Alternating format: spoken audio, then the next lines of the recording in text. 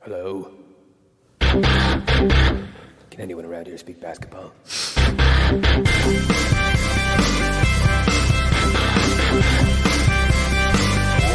it is. It's the Confederacy of Dunks Basketball Podcast.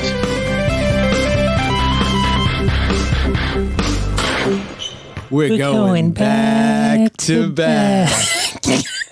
Hello and welcome to the Confederacy of Dunks Basketball Podcast. I'm your host, Freddie Rivas, and who in the hell are you, sir? I am your producer, Matt Duncan. Excellent. So, since you're the producer, you must know. If people want to listen to this podcast, where are they going to find us? Well, you want to go to dunkspodcast.com because that's where we got all the links, right? Uh-huh. Everyone's looking for links in this world, especially right now. And we've got Patreon there if you want to subscribe to our Patreon.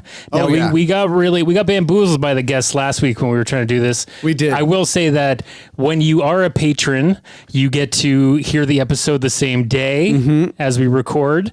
We have some other... 4 tiers? We've got the 4 tiers. There's Freddy's hot sauce that you could possibly own. Yep. It's still good, right?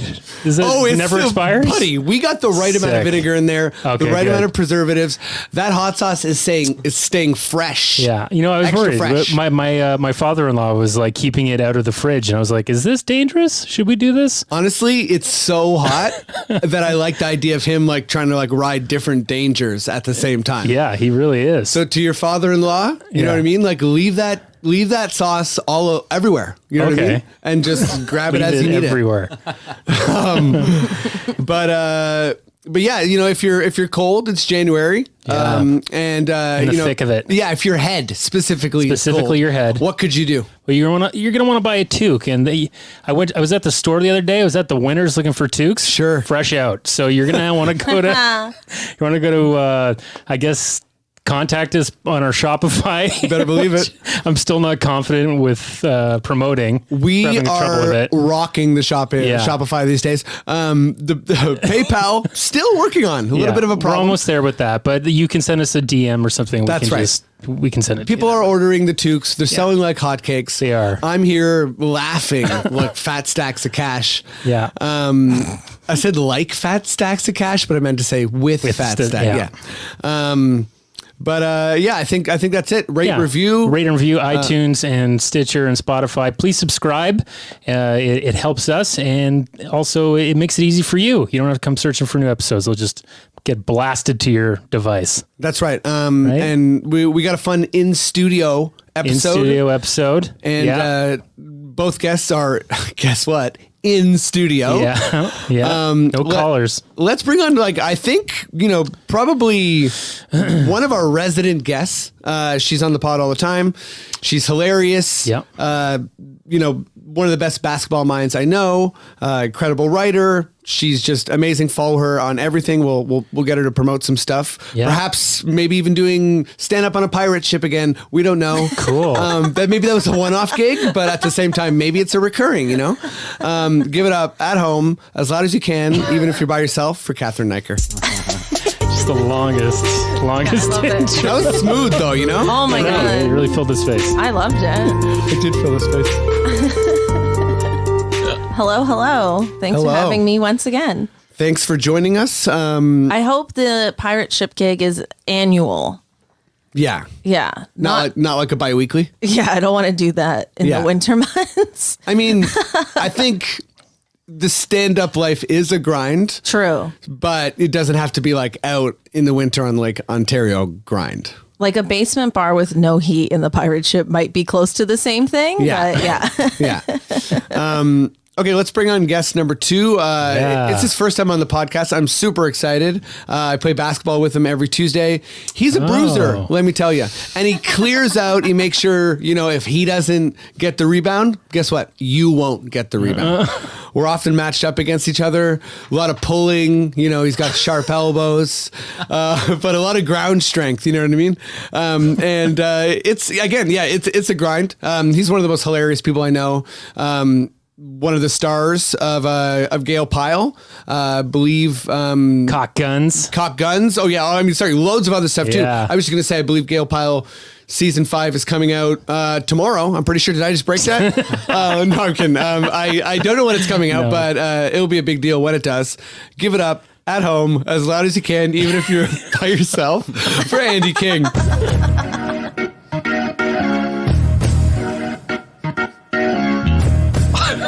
Get Andy taking it in. It's your song, man. Yeah, this is your song forever, by the way. This is it. Take it in. It will never change. Intro music. Yeah. Oh, it's cool though. You guys know me. What's up, man? Hey, Thanks how for. are you? I'm good. Thanks for being on the pod. Great intro, Freddie. I like that it was all about my basketball game. Yeah, that was important to me. I'm sorry. Like, guys, check out Andy. He's done all sorts of stuff. I think has a couple Oscars to his name, and that's way better. Yeah. But he's like, if you play basketball with him, he'll step on your toes and like pull your hair and stuff. So I'm a defensive specialist. Yeah. Are you the Patrick Beverly of your team? That's good. Well, I don't know. No, Beverly's too much of like a perimeter guy. Andy's more of a like who can't shoot but is good on D. I'd say you got some Ronde in you. Ronde. You definitely have some Ronde in you. That's pretty high praise. Yeah, because I think there's a lot of activity and he gets a lot of O-Reebs. You can score some, but you're not aggressive when it comes to scoring. I need someone who can do a pick and roll with me. Yeah. Like Ferg can, but that's the only guy that'll really pass to me on offense. Listen, I won't pass to you. I don't know what to say. I got to call my own number, and like I'm a bit of like a J.R. Smith on like a terrible day. You're always dancing when I play basketball. I'm like dancing around and like popping crazy shots, and everyone's like, "Oh my god, he never stops missing!" And you're dancing. You're doing a lot of dribble work. Yeah, for sure. Mine's a lot of like showmanship. Absolutely no. Productivity. Wow. Okay, let's. I think before we launch into everything, we gotta deal with the big elephant in the room. Anyone who's listening to a basketball podcast, even if it's a Raptors podcast, has undoubtedly heard about the super tragic death of Kobe Jellybean Bryant. He died at 41 in a very horrific helicopter crash. I thought we'd kind of start off the top by just like acknowledging how difficult this is and how so many people are grieving in different ways. And Kobe's obviously, a massive icon in basketball, in the Black community in LA. And I think, obviously there's, famous problematic issues with Kobe. And I think that it's fair to, take his death however you want to, but it's a very, very massive thing that every basketball fan has to reckon with. And I mean, I'll speak for myself and I'll say that I'm just truly shocked. It's one of those news stories where you kind of like hear the news and you're beside yourself because you just start to think about your own mortality. You think about the people you love in your life, and you just think about the story itself, and you start to kind of dig into like what exactly happened, who was involved. And I feel like it's only right to list off the victims of the helicopter crash. Again, I know a lot of people listen to this podcast because it's silly. We talk about Raptors, but this is such a massive storyline and so many people are grieving, and it's difficult. So I feel like it's responsible of me to kind of acknowledge all the victims in the accident. So obviously Kobe Bryant, his 13-year-old daughter, Gianna Gigi Bryant, her teammate, Alyssa Altabelli, and obviously, I'm sorry if I'm mispronouncing any of these names, her father, John Altabelli, her mother, Carrie Altabelli, Christina Mausner, and Peyton Chester, as well as Sarah Chester, who is Peyton's mom, and Ara Zobayan, who was the pilot. And, if any other victims come out or if I mispronounce anyone's names or anything like that, I apologize. But I feel like, Cathryn, I've been seeing some of your kind of social media posts, so maybe I'll jump to you first. I don't want to put the pressure on either of you guys to have the most succinct kind of like, opinion or feeling when it comes to someone who's this famous and is such a big deal passing away. But yeah, where are you at right now? Yeah, I mean, I think my fandom of Kobe has been probably complicated for quite some time. Like, I was a huge Kobe fan, like fully. Like, I remember watching his slam dunk contest in like, what was that, early 97? Like 96, 97 was when I first started watching basketball. And that was my first introduction to Kobe. And just like watching that, I mean, in the grand scheme of slam dunk contests, it's considered a bit underwhelming, but it was my first, so it was a big deal. Oh, Kobe Bryant, slam dunk giant. Yeah. I remember him and Tim Duncan were rookies in the same year. Yes. So there was those commercials. Well, no, they weren't. Were they? Yeah, because Tim Duncan won Rookie of the Year over Kobe. And he was drafted first, right? Yeah, their careers were so aligned. But sorry. No, that's okay. Just like learning that like he took Brandy to the prom. Remember? Yeah. Remember Brandy? Yeah. Super underrated. Oh yeah. I like slipping in a non-related. You gotta throw in like, listen, if there's a place to throw in Brandy, you gotta try. Right? Yeah, and just thinking he was like the coolest guy, and like he even like attempted a rap career that I followed for inexplicable reasons. Sure. Check it out. Tyra Banks. And Tyra Banks and Kobe had a song together. They both attempted music careers at the same time. I break news here. Yeah. You do break news.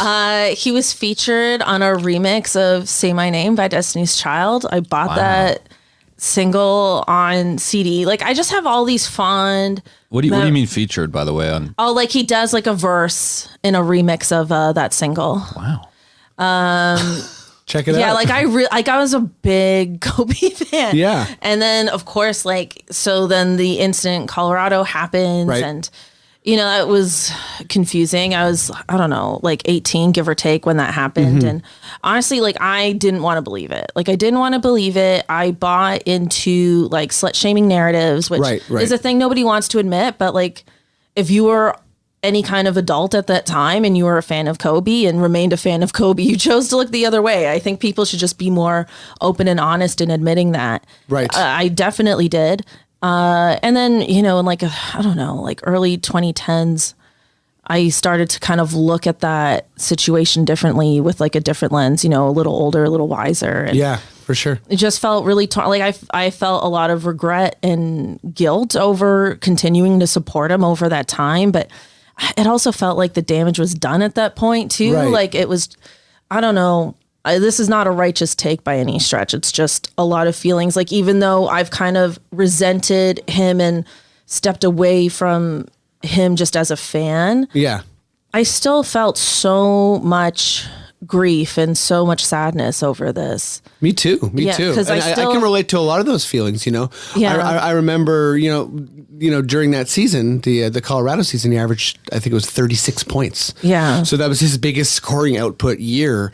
And, obviously the story was a lightning rod for all sorts of like victim blaming and, kind of like looking back on it, it's a study of, consent or lack thereof. Yeah. And it's tough, I think, when you're trying to absorb someone's legacy and there's this big part of it that is, bad, frankly. And again, there's like, that's like a nugget of one person's life. And there's so much other stuff there. There's so much other, positive stuff and maybe other negative stuff. I don't know. But I think, sorry. It's hard to reconcile that all those things can be true at the same time. Yeah. And I think that's what a lot of people are struggling with to some degree or not, Yeah. And I can speak for myself. Like, I've definitely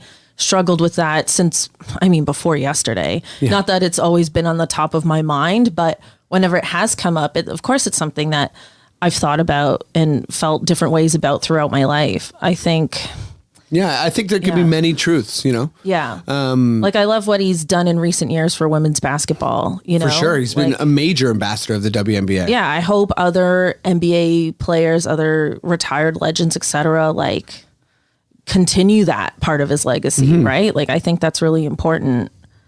Yeah, it's tough. It's tough. Totally. And, I think we'll also learn a lot about the legacies of like the other victims on the crash. Yeah. Like we're just starting to listen to, or we're just starting to like hear their stories. And I don't know, Andy, I don't want to put you on the spot, but is there anything kind of, Well, like you said, Freddie, it's a shocking thing whenever someone that famous dies. I mean, I think the thing about Kobe is he was so internationally famous. I mean, the thing they said about him was that he, because he grew up partly in Spain and Italy and everything with his father, he knew how to speak all these different languages. Wasn't he heckling Doncic in Slovenian? Yeah, he was. Yeah, just a few weeks ago. So he really knew. And easily the most famous NBA player in China. Like easily. All over the world. I think so much, like, his name even, Kobe, like it's just a name that everyone in the world can sort of be like they have Kobe beef in Japan. Right. It could be a name from Eastern Europe. It just, everything about him sort of was an international figure. People knew him. And as far as his approach to the game, obviously, is one of the most competitive players ever. And, so it is obviously a shock. One thing I will say, I was trying to think of something positive about it because it is sort of it's just undeniably sad. Yeah. The daughter, I mean, his daughter is undeniably sad. She had no life, or her life was cut short. And I truly think, even just from looking at the YouTube videos, I believe she would have been a star, like a basketball star. Her attitude, just even in those few videos, and just the way they interacted at courtside and how they analyzed the game. And you heard Kobe's show. What was the show where he analyzed? What is the Kobe show where he breaks on ESPN? But that was amazing. Yeah. I mean, he understands the game so well, and then you saw him working with her, and she just had a real spirit. I mean, even just from the little I've seen of her, but that truly is tragic. The one thing, like Kobe, I would say, I'm around the same age as him, and I just think like he had a life. Like he had like 3 lifetimes. I feel like I'm like, if I could just start like anything, anything. Right. Whereas he's already retired, a legend. And he's won an Oscar, and he's on to the next thing. So he really did have a complete life. It's always sad when it's short. And I really think it's very sad for Vanessa, his wife, and the rest of his family, and all the families on this. I mean, that is just a nightmare, the people you leave behind. Absolute tragedy. But at least Kobe, he went out a legend, and, he really lived a full life by anyone's calculations. And I think that's the best thing you can probably say. Yeah. Cathryn, I don't know if you wanted to add anything. Yeah, I'll add just one quick thing. Talking about Gianna, Chene on ESPN was talking about her and about her WNBA prospects, if you will, and just like how unbelievably talented of a player she was, and how everybody kind of looked to her as sort of like potential for the next big thing. Like obviously she was too young to say for she's sure. 13, She's 13, and you don't want to put that kind of pressure on a 13-year-old, but everybody was really like excited for her future. And she spoke, there's probably a clip of it online that you could see. It's worth watching. And it was just nice to see somebody talk about her as like a person with a life, you know what I mean? That isn't just associated with him. Yeah. It would have been awesome. I think it would have done so much for the WNBA or wherever she ended up playing. But there was a clip they were showing in the aftermath of this where I think he was on Kimmel, Kobe. Yeah. And he said, all his other players and everyone will come up to him. He'll see them. He'll be hanging out with Gianna. And they say, oh, you should have had too bad you don't have a boy. You should have had a boy. And she stepped up and would go, no, I'm going to do it.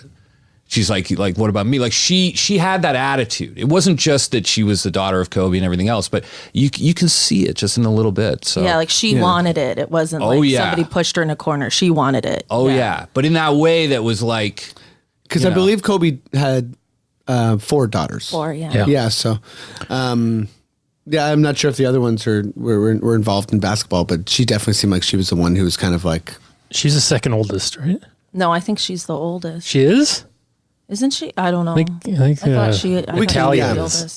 I can have a look later. Sorry, I don't know. But a side note on this is just one of my good friends, his father-in-law was involved in the military and all these other operations, diving and stuff. But he took a lot of helicopters, obviously. But he said, if you don't ever get in a helicopter unless you have to, like, just don't.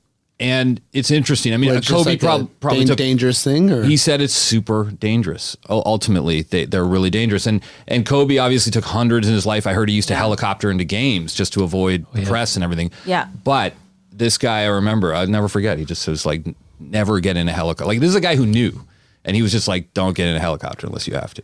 Yeah, helicopter travel is shockingly common in LA with wealthy people who can afford it because you beat the traffic. Yeah. And it's such a sprawling city. I mean, it's shaped like a sprawling suburb, and it's so big and vast and so dense that people do travel with helicopters. Like, I remember reading the other day, like, LeBron took a helicopter to see his son practice or play a game, somewhere. It's like a common thing.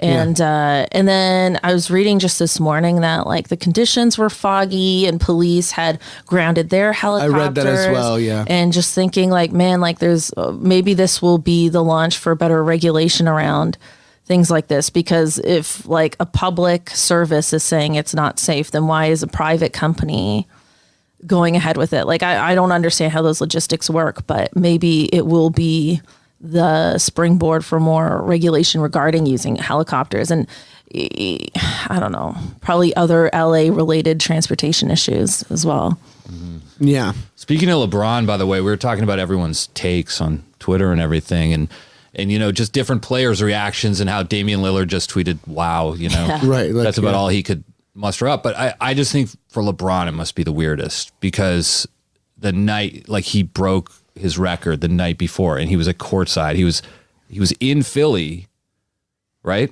Yeah. Kobe was there.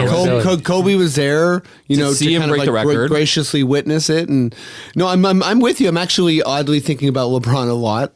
In this, just because, and Kobe's last tweet being about LeBron. LeBron. And LeBron is also, like, I think their greatness is so tied together in that it was like they're both, in different people's minds, the, like, rightful heir to Michael Jordan. Yeah. Mm-hmm. There was a lot of, like, pseudo heirs to Michael Jordan, but I think those two kind of, like, burst through that wall of, there are a lot of appropriate comparisons. And it's almost like this, like, triangle of, like, basketball greatness that other people are as good, but it's almost like bigs in the NBA or, like, point guards are kind of like this, like, special different breed. But those were like the shooting guard, swingmen type, that model. But yeah, I feel like there's a lot of, and LeBron just playing in LA now too. Mm-hmm. He's the face of, like, that LA greatness. And yeah, I can't imagine what it's going to be like the next LA home game. Tomorrow. Is that tomorrow? Clippers, Lakers. Wow. Yeah, wow. There's talk about whether they're even going to play that game or what they're going to do. It'll be interesting to see how that develops. Yeah, I think I think we're going to see how the NBA decides to kind of, like, deal with the weight of Kobe's passing, like, as a as the franchise LA, and then also the league itself. Speaking of which, I think we should move on to some NBA stuff. Wait, you got one more thing, Andy? Well, I thought you were going to move on to Raptors or just NBA. I'm moving on to Raptors. Because I was going to say that this pivots right off what you were saying, but as far as a tribute goes, do you think that 24-second violation is going to become the tribute? The one that sort of spontaneously came out of the Raptors Spurs game the other night. Right. That you might see that in LA. I think there's a really good possibility of that. I also feel like I heard somewhere, maybe it's on our Quickish Questions, but I heard that people were also doing, because of the number 8, backcourt violations. Like people are doing a bit of both. So that's cool. I think that's, like, a nice kind of, like, fun way too. But wait, yeah, let's let's just jump right into the Raptors game because I feel like it's so we're not exactly moving on from the weight of Kobe's passing because it was such a part of that game. Yeah. But this is going to be weird transitioning from something so sad to something silly. But Maddie, would you give me that Raptors sting?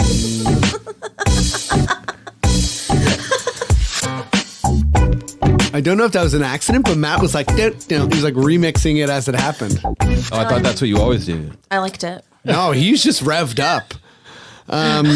Okay, out of respect, I didn't do one of our, When I say Bobby, you say Webster, Bobby. Webster. Bobby. Webster.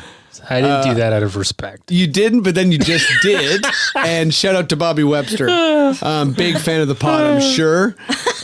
He should be. He's a busy guy, but I think he takes time to listen to the pod. Oh, absolutely. Okay, let's start with you, Andy. Obviously, we kind of just like segued into the Raptors with the 24-second shot clock tribute, and I feel like I want to talk about the somewhat mythical fadeaway to start the game from Lowry, which looked, first of all, Kobe-esque.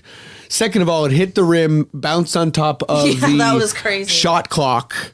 The backboard, and stopped there. Stayed there. And the announcer of the Spurs game, I think, said that it's almost as if the ball itself was doing a tribute to Kobe. But no, I think, with DeRozan getting all of that love from everyone, with him and Kyle deciding to do that, like that is so unique, I think, to Raptors fans too, right? Anyone who knows DeRozan knows that he's like such a Kobe guy.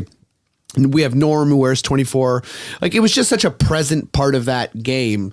I think, the intensity wore off and it turned into basketball later in the game. But yeah, any thoughts on the game in general? Well, it was definitely emotionally charged, like you said. And I mean, DeRozan was a mess. I mean, he was really upset. And very upset. Yeah. And he's a guy who kind of gets upset at the best of times. Like he really wears his heart on his sleeve, and he, is an emotional guy. I think he has a lot. He opened up about his anxiety and everything else, but this obviously hit him a lot, and like it did everyone, but he just really wore it more. You were talking about Norm as well, who wears 24, and how, but Norm, again, like he was obviously upset, but Norm's just like a computer to me. He's just like all business. Right. He was like, well, we got to get a job done, But it was a wild game. I mean, it was interesting, the 24-second violation, like just how that came up spontaneously, because... Yeah, it was cool. I like when kind of like, not like, I'm not the biggest tradition guy, but I like when a symbol seems organic, and I felt like that was. Mm-hmm. And we don't know who came up with it, but apparently Nick Nurse and Greg Popovich got together, and then it came out of some discussion. And okay. I thought it was Kyle and DeMar. Yeah, I thought it was Kyle and DeMar. Was it Kyle and DeMar? Because maybe I just think everything goes back to Kyle and DeMar because I'm a Raptors fan. But true. I thought it was DeMar who said that it was Nick and Greg that someone's came up with it. I don't know. Well, still, it was cool. It was definitely cool. I thought. I mean, they played so well for the first part of that game. Obviously, Pascal went absolutely. Yeah, 25 points first quarter. That was insane. A Raptors record. Yeah, Raptors record. Sorry, go ahead. Well, he was on fire. I don't even think, like, with Pascal, you don't know what the ceiling is still on him. Like, it feels like he could just keep getting better. And I think, to me, his only issue is maybe like decision making. Or sometimes he comes down, he wants to throw it to Freddie, and he's like, Freddie, you do it, Yeah. But they're like, no, Pascal, you do it. Yeah. And the other night, he was like, no, I'll do it. And fought, 5 3-pointers? 5 3-pointers in the game, also 5 3-pointers in the first quarter. Like he hit all his threes in the first.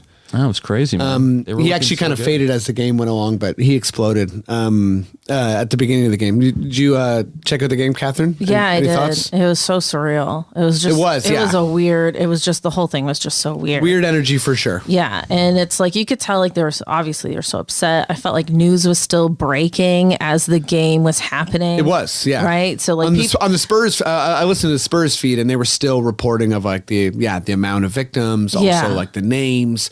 Lots of information was still coming out. So much confusion happening. I thought the tribute was great. I do like it, just like you said, like just the spontaneousness of it was just really nice. And yeah, it did take a while for it to feel like a game to them. I don't know if it ever felt like a real game to me, except maybe towards the end when it was close, which is like becoming a bit of a pattern with the Raptors. But like, you're not going to hold that against yesterday's game.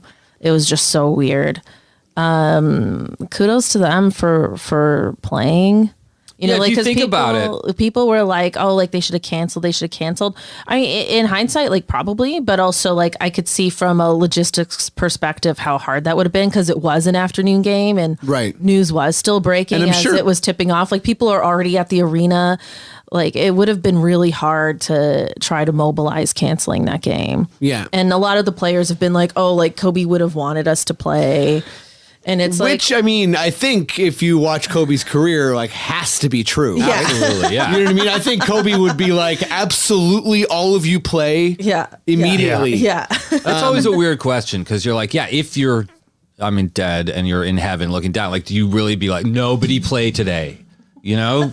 Nobody play. This is about me. He's not going to be like that. And specifically Kobe, I think would be like, he'd be like, no, play. Yes, yeah. It's but you were going to say something a second ago? I was just thinking, but at the same time, you know, the gravity of something like that. Like, think about our Tuesday night basketball. If like one of those guys died, like, would we play? Yeah, man. Would we? No. Like, if Ben Davies died or if Ferg died, I think would we say Ferg wanted us to play? Like mid-game or just like... We found out right before, like they did.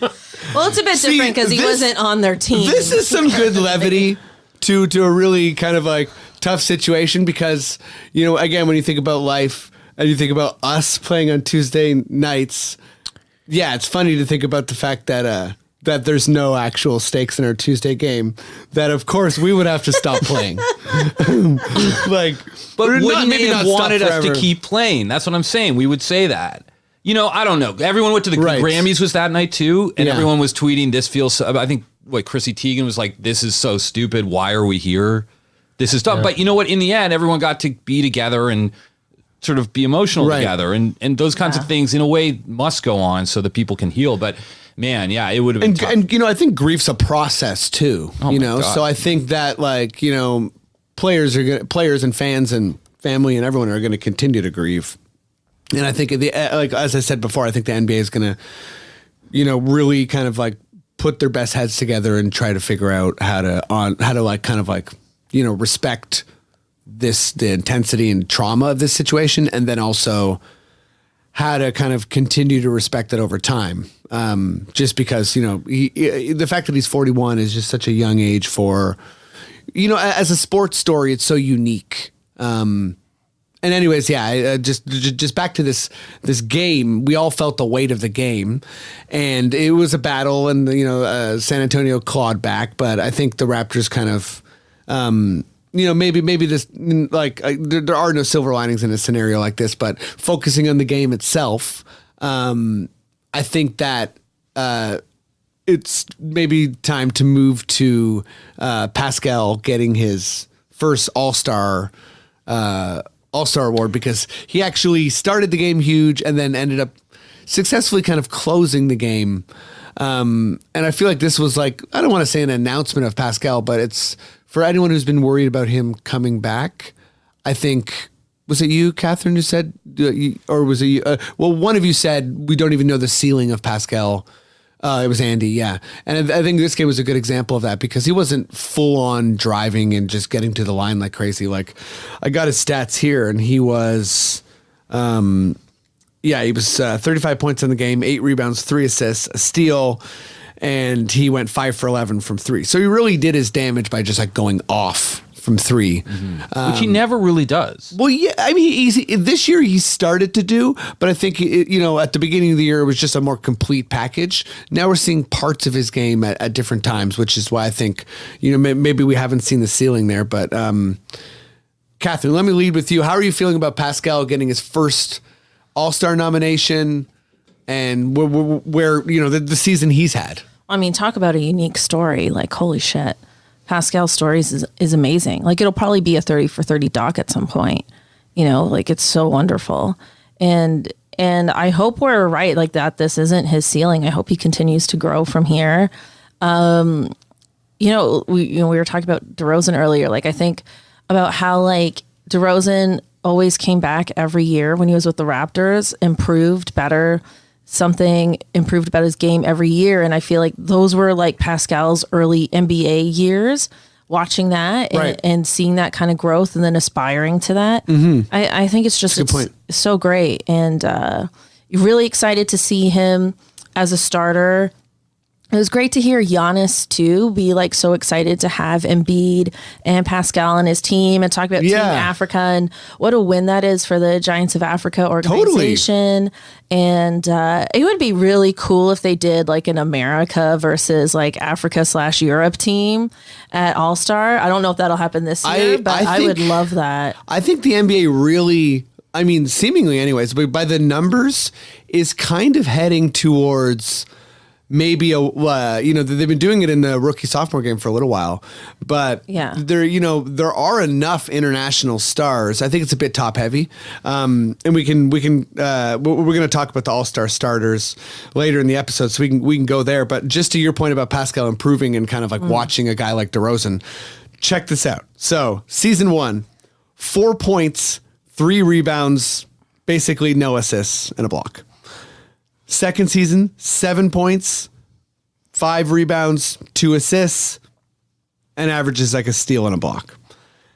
Third season, which is last year, 17 points, 7 rebounds, 3 assists, a steal and a block. This year, 24 points, 8 rebounds, 4 assists, a steal and a block. So next year, 40 points. Yeah, like, you know what I mean? Like, he definitely does have that. It's like, maybe that 24 points a game kind of like slinks down to 21, but it's still going to be a jump from 17 points to 21 points. And I think it really seems like he's improving at like a wild rate. Can you not get better than a steal and a block? Like, what's going on? Like, just every season. Yeah, no, I know. I 1 steal, 1 block. He's 0.9 in both categories, which is like okay. Not even 1. Not even 1. Wow. I don't know what to say. Yeah, it's actually pretty disappointing. Pascal, if you're hearing that, Andy actually is a bit pissed at you. I just think he could improve. Yeah, no, you're spicy, but Andy is like, I literally think you're Frank's Red. Is that fair? That is fair. Yeah. He's the thing about Pascal. Well, obviously, what's Frank's Red? Like a curmudgeon-y spicy? Frank's Red to me, if can I have some like hot sauce at a breakfast place and they bring me Frank's Red, I literally pick it up, slam it on the floor, and rob the place.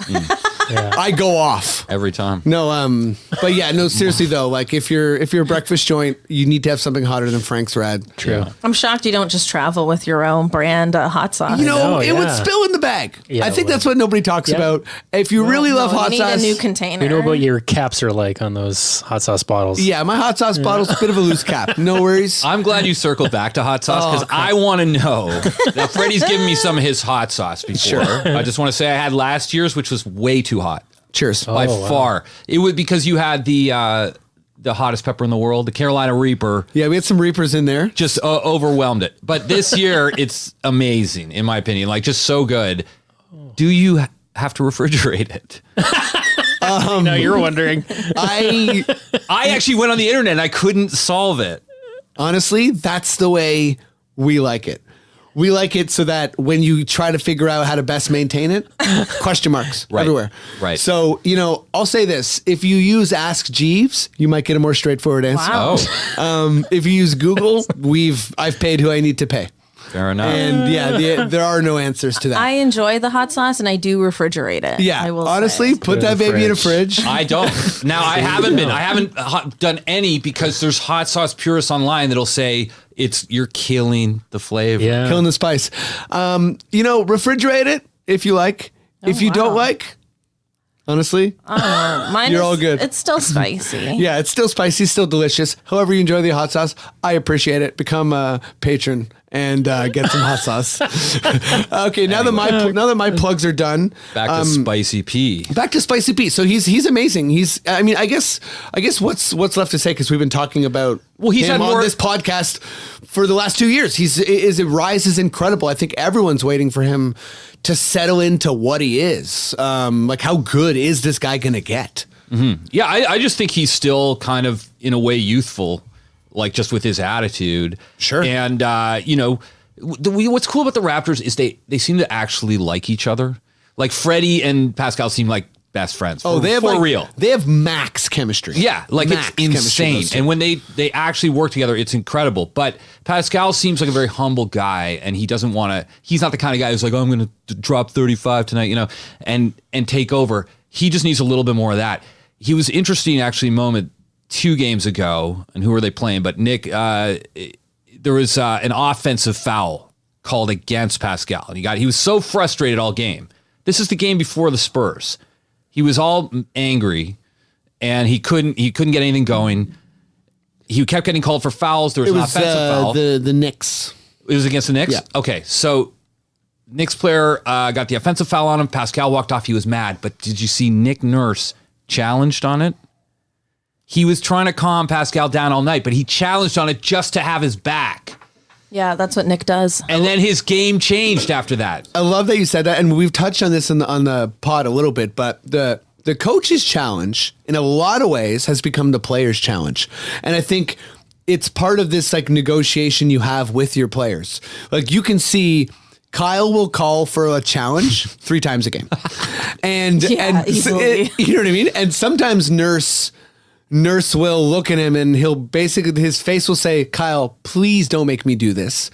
I'm not slamming your production. I understand you're campaigning. You're not complaining. It's the 10-minute mark of the first quarter, Kyle. That's Can right. we hold on to it? Can we save this?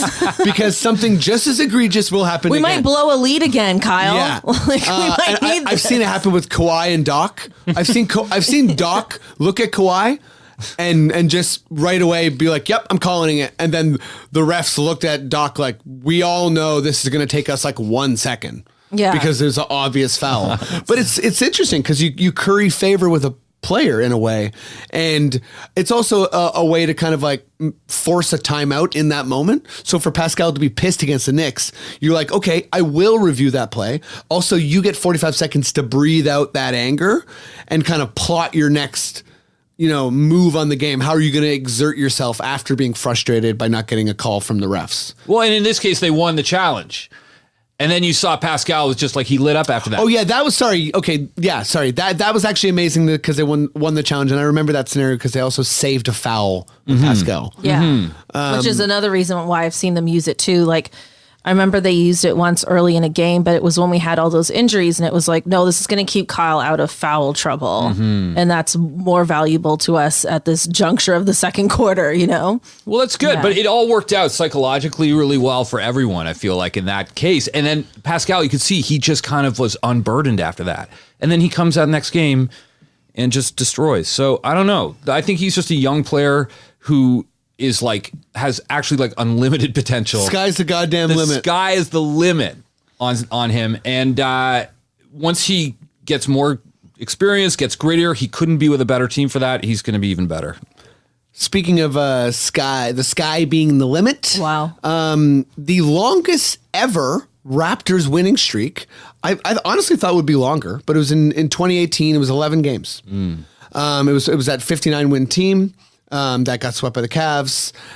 They won 11 games straight. This team is at 7 wins. Wow. So, we won in San Antonio, which, if you're kind of like tracking this streak, was a really good candidate for us to lose.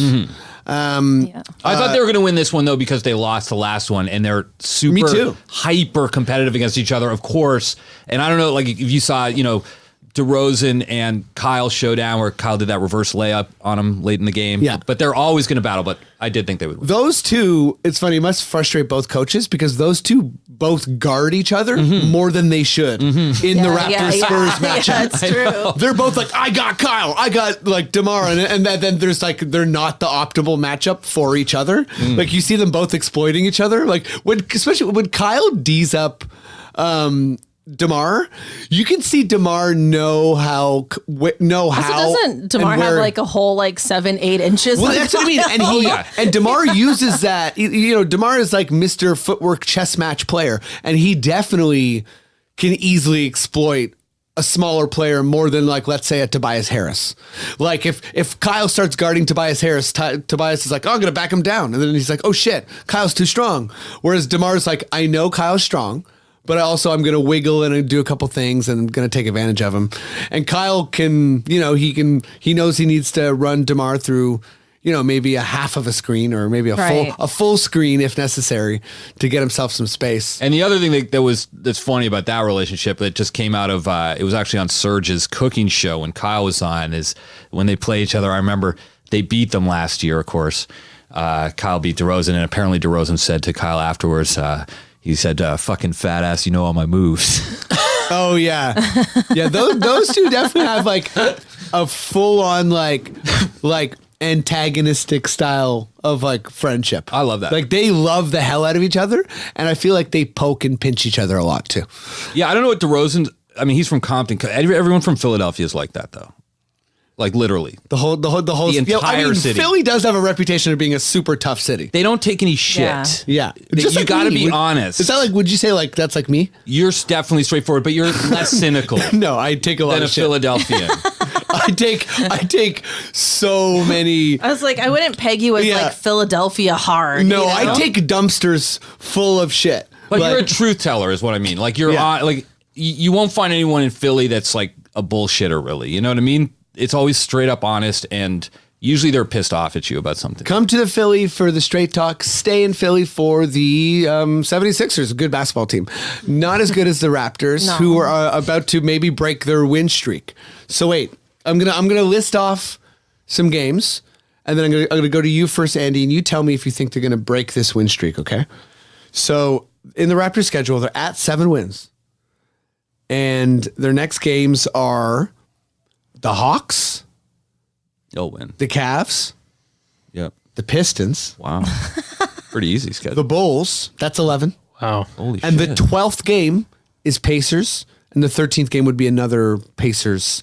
It's a head-to-head versus Pacers. Is Victor Oladipo back for that Pacers game? I don't think he's back yet. I heard after the All-Star break. Is he scheduled for... I thought he was scheduled at the end of this month. Yeah, I know he's playing with the G League team, but... So that's cool. Is that what your opinion is contingent on? I mean, it factors. Yeah. I'm going to make a bold prediction. Do it. That they're going to blow one of those 3 games. Okay. See, no, that to me is not that bold because, staying that vigilant, even for this team that always beats teams that are under 500. Like I was at the Spurs game where they lost, and I was at the Blazers game where they lost. And it happens. Teams get hot. Atlanta, both times we've played them, have done like an insane storm back at the end of the game. Mm-hmm. So yeah, maybe they get one of those. So your prediction is they lose one. One of those 3. I mean, I don't want to agree, but I feel like we've blown enough losses or blown enough leads, large leads in the last month that we're bound to actually lose one of those games. And then maybe in a weird way, like losing one of those, like if we had like a 15, 20 point lead on one of those teams, then we actually lost the game, then that might be like a sign for a bit of a wake up call for the team. Because I am a bit concerned because at first I wasn't, but it is becoming a pattern and we have been healthy for enough, not that people still aren't adjusting to a point, but enough games that we shouldn't be losing 15, 20 point leads. I agree with Cathryn on that, is that the pattern is there where I guess it's in the third quarter usually it just starts to go down. Yeah, and I was watching one of the Nick Nurse post game, no surprise to anybody. Yeah. I love Nick Nurse. Yeah.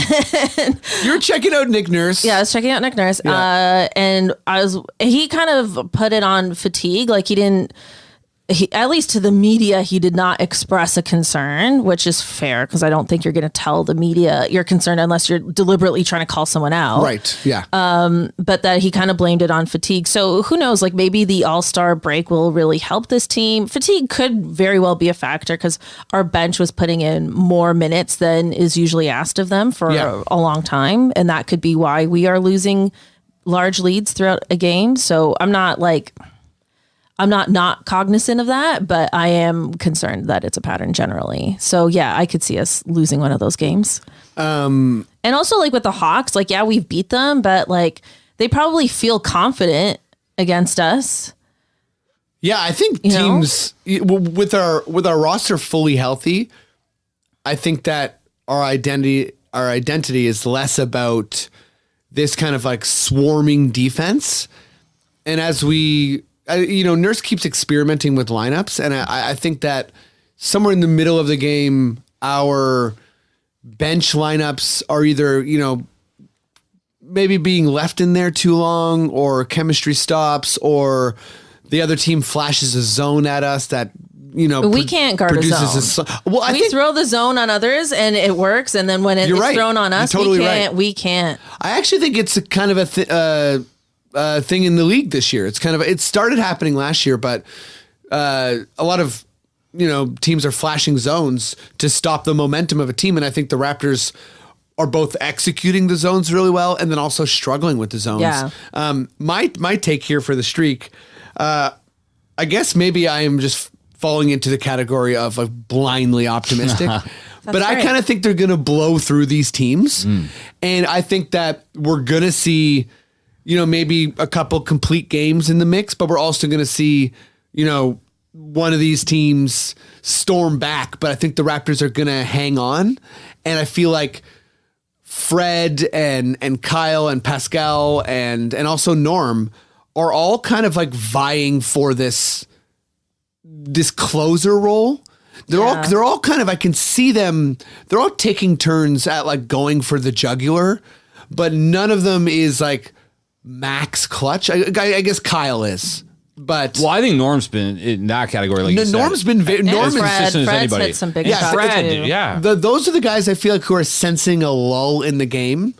And I also think that like the Raptors blowing teams out in the first half still, even if they lose that lead, like in that Spurs game, the other team's expending the energy. So if it's like a boxing match, you are prepped for that last punch. Like it is better to have a team come back on you than to storm back in a game, I think, generally. Well, a few weeks ago, they were losing those close games. They lost, right? Yes. But I think since Gasol and because I was at that Spurs game and it was Pascal's first game back, and I think that if I'm not mistaken, that's the last game we lost. So might be right. So I feel like that's starting to sort itself out. Anyways, I think they're going to lose one. I think they're going to lose the second Pacers game, but maybe not even. And just like storm towards like 16 or 17 wins. And it's going to be absolutely the best. To support your theory, though, they did look tuned up in that Spurs game. Like they looked really good. Yeah, they're having like all of these games are having at least like 1 or 1.5 like hot quarters.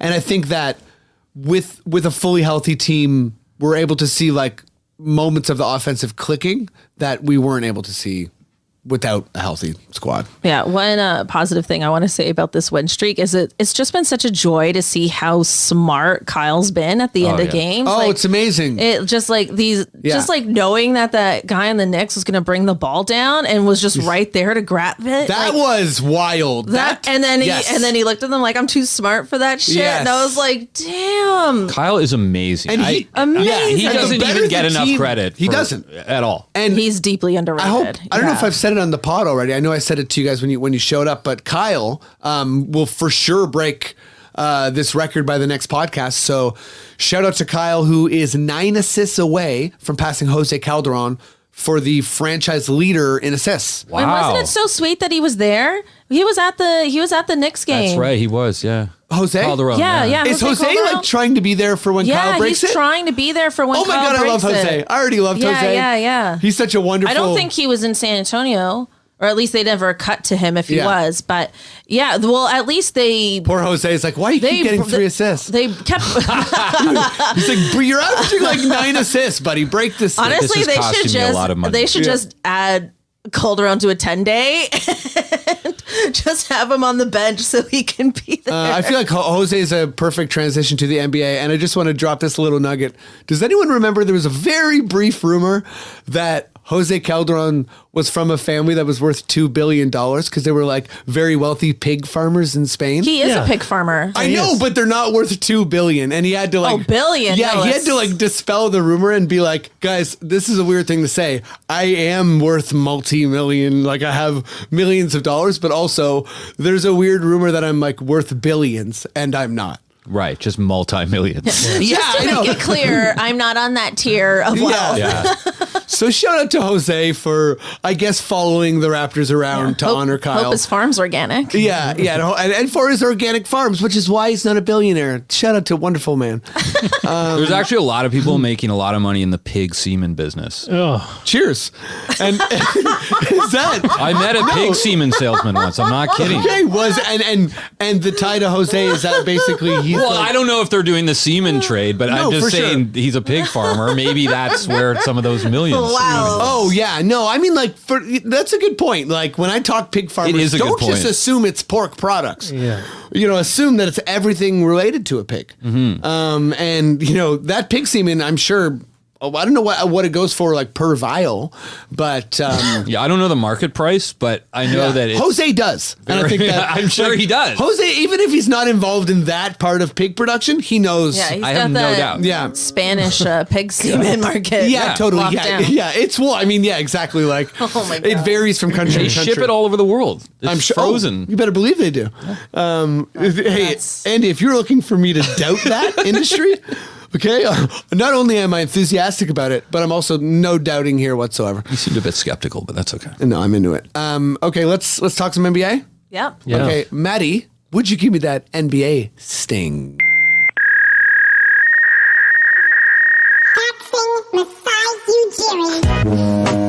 Whoa! There it is. Okay, that's new, right? No, I love No, that. the facts. sound. Yeah. But like the collage is new. Well, the fax is a couple months old. Yeah. Okay. Sorry. Oh, so wait, I is played that it before. is That's that So sorry. Is that the first time you've tied the fax with the boat? Well, no, that is That just I've heard before. I feel the Item Silver one, which was more of a tugboat, but this one's got a little more beef to it. okay. This is Yeah, Masai. so that's what me and Cathryn are saying. Is this collage new? But you're saying no, this collage is not new. No. Okay, so I deeply apologize. Wow. When me and Matt have any type of disagreement, just know that we totally. Well, I live near High Park, and we go to this other park, Lithuania, and we just beat the crap out of each other. Nice. And Matt's way stronger, so he basically starts like bench pressing me and giving me like the back rake and all sorts of like Lex Luger moves and wrestling moves. Luger. So yeah, he messes me up hard. But so just know that I get mine. If That you should be listen- part of the Patreon. Yeah, part of the Patreon is you Is get witnessing to see video of Matt giving me DDTs in the mud, all sorts of stuff like that. I'd like to hear some of audio from that in the sting itself. Yeah, Matt, I maybe could do that, yeah. I mean, literally, I can't escape you. You know what I mean? So if you're going to beat the crap out of me, I think we should record it. Okay. I have his game log here. It's only 3 games. The first game was hilariously exciting. It's awesome when a player's healthy. First game of what?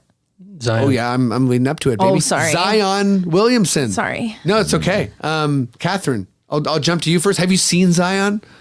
Have you watched any of the highlights? Are you excited? I've seen some highlights. What I are your haven't thoughts? had the chance to catch the game. Or the games. I'm excited for Zion. My only kind of hot take, if you will, Sure. is I feel like people got to stop pretending they're time traveling doctors and assume this guy's going to be severely injured very soon. You know what I mean? Like Right. everybody's so worried about Zion being this injured guy that's not going to have a long career because of his weight and blah, blah, blah. And it's like, look, if the New Orleans Pelicans doctors are telling Zion he needs to lose weight, then fine. But we as a collective fan base shouldn't be like, you got to lose weight. You're going to be injured, man, blah, blah, blah. It's barely been a week. Let the kid play. Right. I mean, I do think there is a lot of casual body shaming, and I think there's Yeah. there is Everybody's like, he's the third heaviest NBA player. Yeah, I'm like, yeah. I don't even know who the first or second heaviest are, but I know he's the third heaviest. yeah, and I think Well, I mean, currently. Oh, it's weird because there's so many different types of injuries and so many different ways to injure yourself that I think the science about carrying less weight to save your knees is relatively new. But yeah, I think, I mean, it's got to relate to like how much power the person has. And I think, knees and ankles can only handle so much, but there's a lot of people who kind of like have like certain types of injuries they've played with for a long time. Like I know Anthony Davis has had an injured shoulder. Right. I feel like I mention this every episode. But anyways, yeah, Zion is big, but he also is crazy strong. And I think his body is a bit unique for today's NBA. Yes. But also it like provides him with like, cause I've seen some of the highlights and like my take is that he like is just like flirting with like all sorts of different types of like dominance. Yeah. If you think about like Draymond and you think about Rondé or guys who are 6'7" and can kind of like use that muscle, like he in that his first game, he was like overpowering Jakob Poeltl with ease. Yeah. I just watched him. Who is he? Who did they play last? Boston. Yeah. Tice. They destroyed Boston. Tice is really strong. Like Tice is a big, strong guy. And it just seemed like he absolutely couldn't do anything with him. Yeah. Have you seen Zion play? I just saw the highlights from Boston and it was insane. It's exciting. Like it is exciting. It's funny because someone pitched that to me too. When I first heard about him, is like, oh, he's going to get injured because his knees won't work or something. But all I've ever heard about him is that he broke his foot once. But other than that, I mean, I don't know what his injury history is. But man, like to have a 285-pound guy at 6'6", 285 to be able to move like that. And I mean, he was embarrassing Boston around the rim. Oh, man. And his like second jump and his rebounds. And like in that first game, just the sheer, I don't know if either of you watched it, but I caught it after the Raptors game and it was hilarious because Alvin Gentry had him on this, or like whatever the franchise had him on this like super weird 3-minute rotation. Yeah, so he'd come in for 3 minutes and it was so, he'd like turn the ball over and like miss a shot and they're like, you're back out of the game. And it was, and the audience was obviously freaking out. But then finally he got just a little bit longer than 3 minutes and he scored 15 points in the fourth quarter. He hit 4 threes. It was so funny and amazing. And there were enough highlights like slams and alley-oops and everything for as if he played the whole game. I mean, it was insane, Freddie. Yeah. So here, I'm just going to rattle off his stats from the first 3 games. So first game, 18 minutes, 22 points, 7 rebounds. Second game, 20 minutes or 21 minutes, basically, 15.6 rebounds. And then third game up to 27 minutes. And he was 21 points, 11 rebounds, 2 assists and a steal. So, I mean, I think it's going to be fun to watch as this guy just slowly gets unleashed. By the way, if you're a kid right now, watching the NBA, it must be incredible. I mean, it's amazing. There's so many different types of players. This is an incredible time. I mean, you've still got LeBron in the league. You've still got superstars like Kawhi, and you've got all these rookies. Like you've got Trae Young, who's a second-year guy. Yeah. You've got what's his name, Ja Morant. Yeah, just coming in the league. You've got Doncic. Yeah. Doncic. You've got Giannis. Is yep. You have Harden and you still have It's guys incredible. like really good guys coming back. Like eventually, like Durant and Clay and Yes, Steph. right. I was thinking that's So what they're I was all thinking. gonna come back. Durant, like they're all Steph are on the bench right now. Yeah. Like they're not even playing. Kyrie Irving's losing his mind. Kyrie Irving. Okay, I actually think this is a perfect transition. So wait, let's just talk starters of the All-Star games. I don't know if either of you kind of have like. I wanted to frame this question as like a snub. So just like if you think there's a player who really should be on there, obviously this is just the fan voting, so things will get evened out with like the bench and whatever. But in the East, it's Trae Young, Kemba Walker, Pascal Siakam, Giannis Antetokounmpo, and Joel Embiid. Like Cathryn said earlier, it's like that African front court, which is so cool. Obviously the players are gonna, or LeBron and Giannis are. It's not conferences, so they might not be on the same team. But in the West, it's pretty unimpeachable. It's Harden, Doncic, LeBron, Kawhi, and Davis. AD, yeah. So Cathryn, let me go to you first. Is there anyone who, more so than someone not being on this, like as part of the starters, someone who just you think is like, that person's too talented to not be like on the court when the game starts? This might, I don't know if this will sound weird, but I don't think there's any snubs in that starting lineup this year. Like really, like and it's rare to be able to say that. But I mean, if you told me at the start, are you good with like Trae Young starting and he's on the worst team in the league? I am, record-wise? which sounds crazy. Like if you told me at the beginning of the year that Trae Young would be starting in the All-Star game over Kyrie Irving, I'd be like, that's. I mean, he just dropped 40 and 15 against the Raptors. He is balling out, and like there have been players on losing teams, maybe not the worst team, but on losing teams I've started before. Like I remember like when Vince Carter was first an All-Star, we were not a playoff team yet, and he was the leading vote getter of the whole thing, and I don't remember anybody being mad about it. You know what I mean? Like it was just like, yeah, he's great. Let's have him on. Like you want Trae Young in that game. He's so like, I think if he was, I don't know, like if his numbers were like not quite as good, then I'd be like, maybe not. But I mean, he's just having an incredible year. Yeah, totally. And he's an exciting player to watch. I know some people really don't like watching him, which is fair, but I think because he's so young, and I think the potential for him is so great. If Atlanta can ever figure out how to build a team around him, I don't know, the potential. We'll see. We'll see if they do. They have some pieces. I kind of think that there's a couple guys who I think should be playing over Trae Young as a starter, but again, I don't think it's like wildly egregious. For me, you know, I guess it's a positional thing, but I really do think I do think Jimmy Butler has had a more impactful season. My only thing with that is that he wasn't on the ballot as a guard. So right, if he was on the ballot as a guard, then I would agree with you.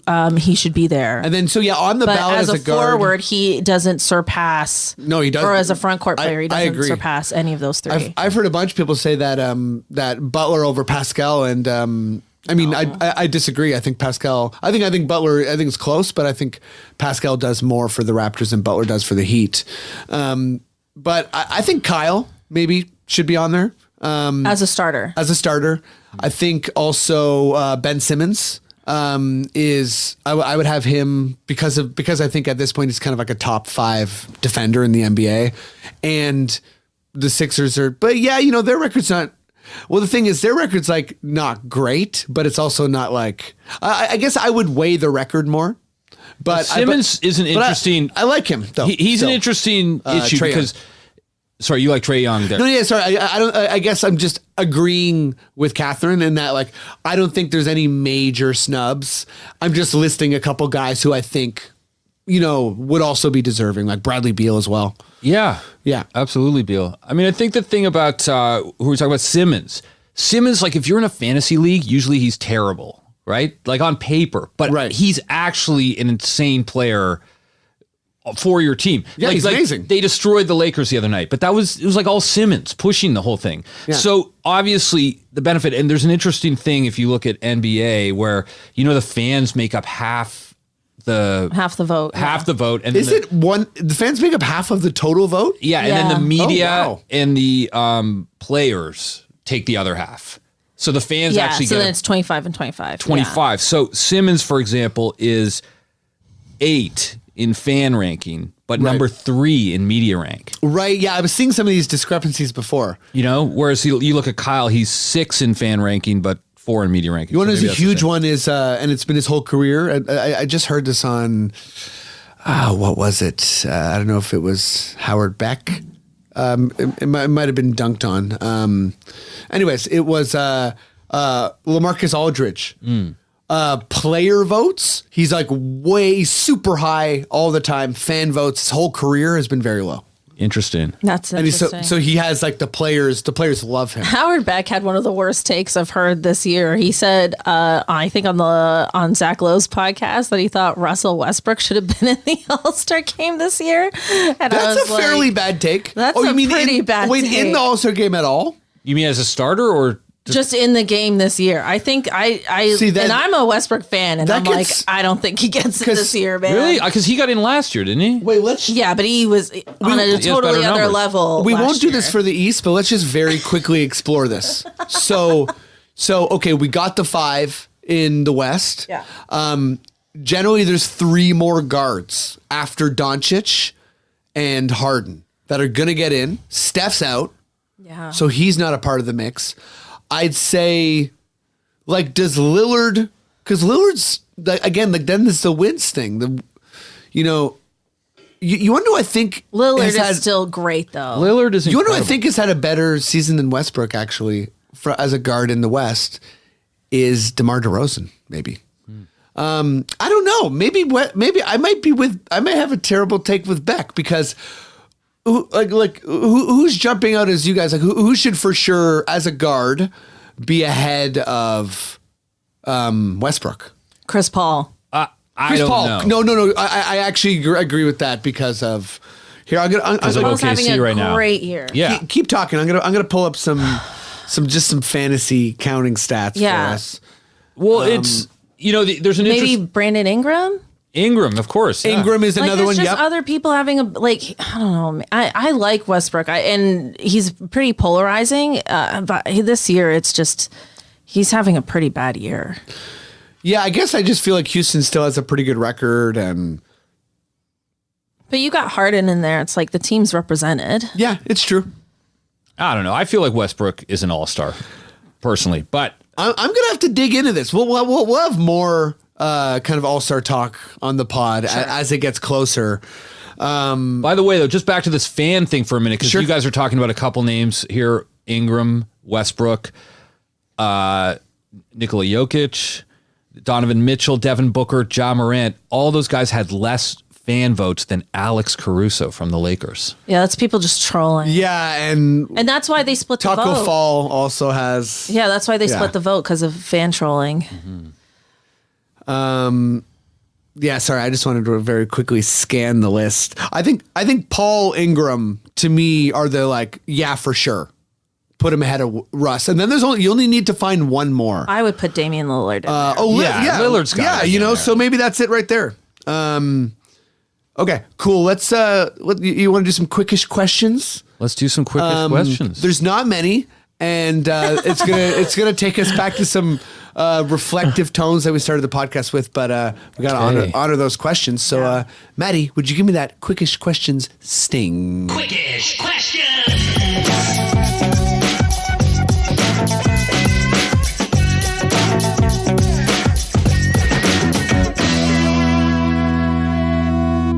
Hey. Sorry, that was funny because we all just kind of looked down as that sting played, and then I looked up and said, hey. Okay, so this is Quickish Questions, basically the way it works. Andy, you're new. You got to answer Finally, someone that you can explain the rules I know, to. right? It's actually appropriate. Yeah. Even if someone's been on the podcast millions of times, I'll explain it to them like the first time because it's super complicated and never works anyways. So you got to answer these questions as quick as you possibly can. No deliberating. You can't phone a friend, that's for sure.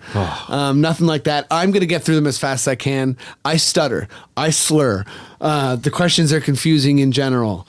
Some of them aren't even questions, specifically today. So I might just read something that someone says, and you give a quick thought.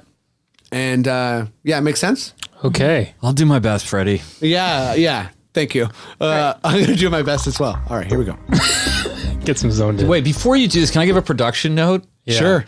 I don't think you should call for the stings. I think you should just say Matt, and then Matt should know what sting to go with. You don't have to tell him quickest question sting. You think he doesn't know that? But what are you, Will Weldon? Okay, the last guy who was on the pod, he always gives me production notes too. Honestly, thank you very much. I'll take that into account. You're banned from the pod. 1. 2. I should have kept that off air. No. Here's the deal. We're gonna do that note, but you're banned from the pod. You're coming with me to Lithuania Park. I thought Matt's gonna kick your ass. Matt is literally gonna pick you up. He's gonna slam you down. He's gonna give you a DDT in the mud. I like when you announce the stings. Yeah. No. You can still say Matt. Yeah. I just mean you don't got to give him every detail it's cool. of the sting. I like Anyone who I see knows what you're saying. It's like tradition now. If you know Andy I kind King, of like it. you find him, you kick his ass. Okay? In Lithuania Park. Yeah. I'll be waiting, audience. Yeah, he's a very nice man, but at the same time, approach him, throwing hands. Okay, cool. Matt, would you hit me with blank sting? Yeah, now he's got it. Better. There you go. Oh yeah, that was smooth as hell. Okay, Andy, this is coming from Thomas. Should the NBA have canceled games yesterday? No. Cathryn, this is coming from Paulina. Again, be as quick as you can, but talk about the ways Kobe was honored yesterday. Shot clock, purple/gold landmarks in LA, Grammys, etc. So what's one that maybe we didn't mention? That was great. Maybe just all the fans outside of Staples, just spontaneously gathering outside of Staples Center, putting the little candles and the flowers, spelling Kobe, spelling GG. It's very nice, very emotional. Yeah.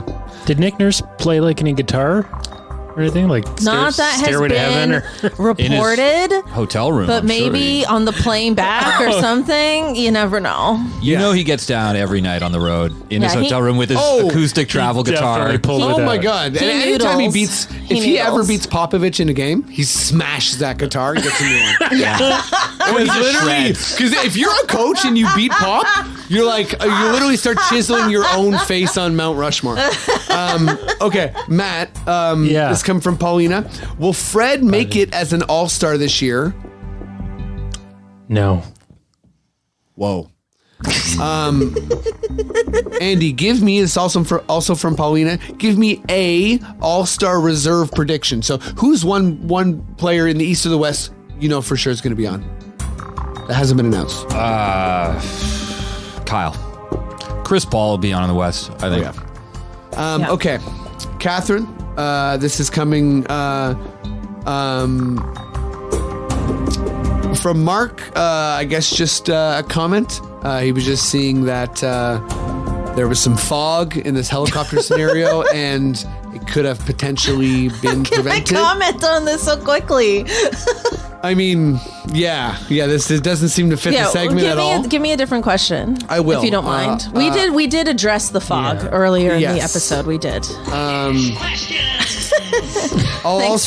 this one's another kind of not exactly a question. Yeah. When I posted the questions, I did the GIF of the famous Matt Barnes faking the ball in Kobe's face, which was later revealed that the above shot, it's not directly, faking the ball in Kobe's face. So it was a flinch, it wasn't a flinch, but it wasn't as daring as it could have been. And Nicholas said, maybe it's not the time to be pedantic, but ... And he posted the article of maybe it's actually not a flinch. So do you have any thoughts, or do you want me to just go to the next question again? I can. Do you have any thoughts on me posting that GIF and then someone responding that GIF isn't 100% accurate? I wish I didn't know that.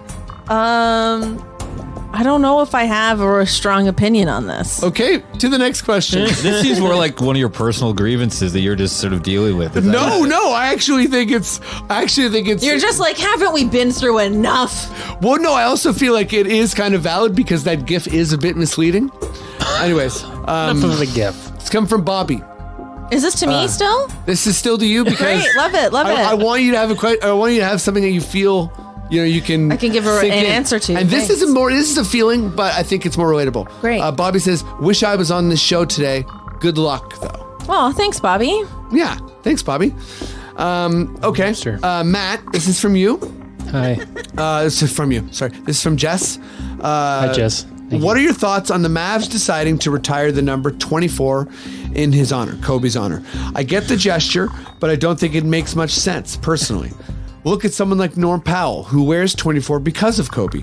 A player who genuinely loved and looked up to Kobe being able to wear 8 or 24 for their team, as long as they aren't already retired, obviously. In his honor, as a far more inspiring way for them to pay tribute to this legacy, in my opinion. So how do you feel about teams getting rid of 24-8 in Kobe's honor? Do you think it should of course it's Mark Cuban who does it first. Like, he's the most emotional person there is, right? So I think,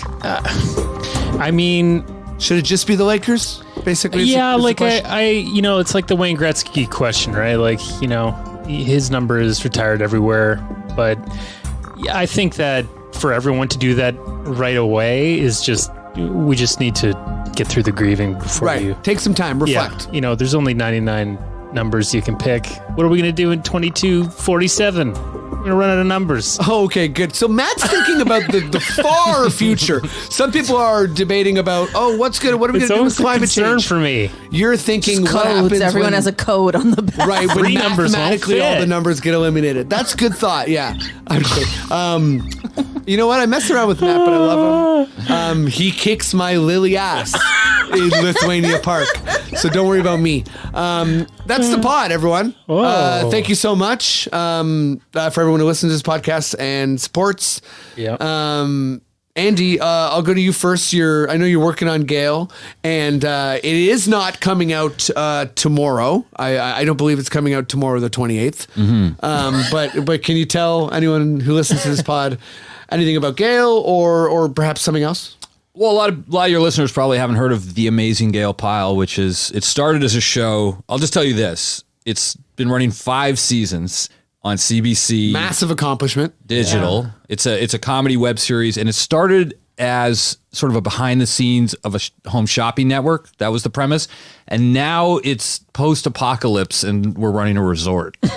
Honestly, wow. So that's what's happened over 5 years. It's pretty wild. like seamless through line though. Yeah. I mean, you're going to get there eventually, but I think that we got here in 5 seasons. That's pretty impressive, but it's a lot of fun. I'm working on that right now. And actually the thing I'm most proud of though right now is that I fixed my dryer this week. Oh, whoa. That's huge. So actually, if you see Andy and you see him getting his butt kicked, frankly, in Lithuania Park, don't talk to him about his amazing character on Gale Pyle or Gale Pyle in general. You talk to him about his dryer.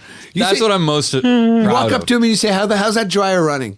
Tell him his clothes are nice and crisp. But that's all that's it. But next time, this was a lot of fun, Freddie. But next time, hopefully, we'll get to talk about the Raptors fashions and how it affects their on-court performance. Oh my God, I'm so sorry. Okay, let's not. No, yeah, let's not dive in. It's too big a topic. Andy did tell me he wanted to talk a lot about fashion, and I do believe that Cathryn and me had all of the most opposite opinions of you.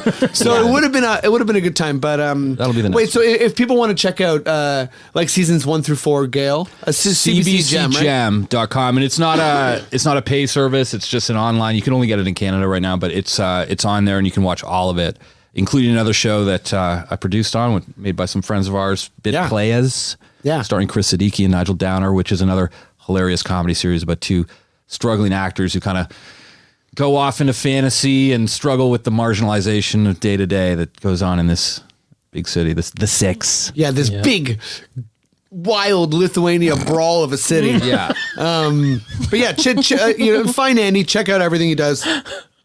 Check out LaRue. Support all their projects. They're amazing. Cathryn, ahoy hoy, where is the pirate ship you will be performing on next? Where is it docked? Do you guys perform for pirates? Every day. No, Cathryn does. I did a show in the summer on a pirate ship, but it was to regular people. Okay. Yeah, no. It was Full disclosure. Captain Chuckles. But no, what's up? What do you got coming up? If you're in the Toronto area, you can see me Tuesday night headlining at the Amsterdam Brewery, I guess. On Queen's Quay there. No, the Esplanade. Esplanade. So sorry. Esplanade. I messed it up. Esplanade. And Friday night Comedy Kapow at 120 Diner. Beautiful. Cool. So check out those shows. Can I ask Cathryn too? When you said I love Nick Nurse, you kind of made a look like. Do you have a crush on him? Yeah, I'm physically this is attracted also to another. It's very hard. This is another pod's worth. Yeah. Like you want to go deep into fashion. People who listen to this pod, they know. Cathryn's basically the leader of the Nick Nurse fan club. Really? Yeah. Oh, yes. People know me for it. I would love to talk about that too, maybe next time, because I'm fascinated by Nick's whole acoustic guitar persona. Yes. Oh. And his, I know he. And that McDonald's commercial, the sex was radiating off. Yes, it was. My God. Well, they try to argue that it wasn't radiating off of him, and I was like, no, it is. Definitely still is. Did you see him jam with the Arkells and everything? Oh. Okay, you know what? This is nothing to joke about, but we all got a scare from the nuclear power plant Pickering. Oh, yeah. That's Nick. That's Nick walking in. No, that's Nick walking into the Pickering nuclear power plant, strumming on his guitar. Basically, everyone's horny right away. No one knows what to do. Start pressing buttons, Homer Simpson style, and the reactor almost goes off. We get a warning. Nick saves the day probably by strumming a sweet tune. He caused the problem and saved the day. He caused the problem, and he had a zone defense type of like strategy to thermonuclear disaster. Yeah. Ooh, that's good. Okay, on that thermonuclear disaster note, thanks for everyone who listens to the pod. Support us in any way you can, and see you next week. It's the Confederacy of Dunks Basketball Podcast.